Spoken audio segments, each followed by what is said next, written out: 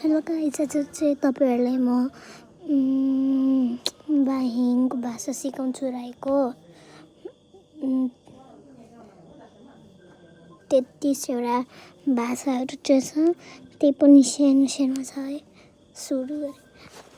आना भनेको आज, दिल्ला भनेको भोलि, नीति भनेको पर्सि, समाधि भनेको निकोर्सि, लेम्थी भनेको कानिकोर्सि, शान्ति भनेको हिजो, मिखाबोल भनेको अस्तिको दिन,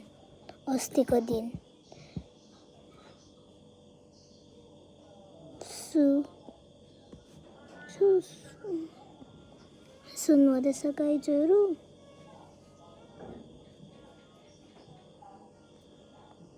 सुनाइरहनु। सुखा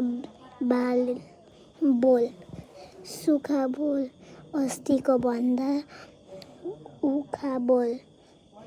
बा भनेको कुकुर, पो भनेको सुँगुर, मेसो भनेको भैँसी, मार भनेको के हो, बा भनेको छ, फेरि बा भनेको छ, जाचो भनेको भात, खाना भनेको तरकारी, खान भनेको तरकारी, एक भनेको यहाँ, पिओ भनेको आओ, एके युवा भनेको यहाँ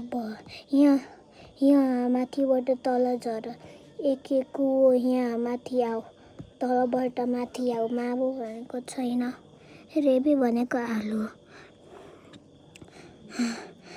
बछ भनेको छ, जाठी दक्ता भनेको भोक लाग्यो,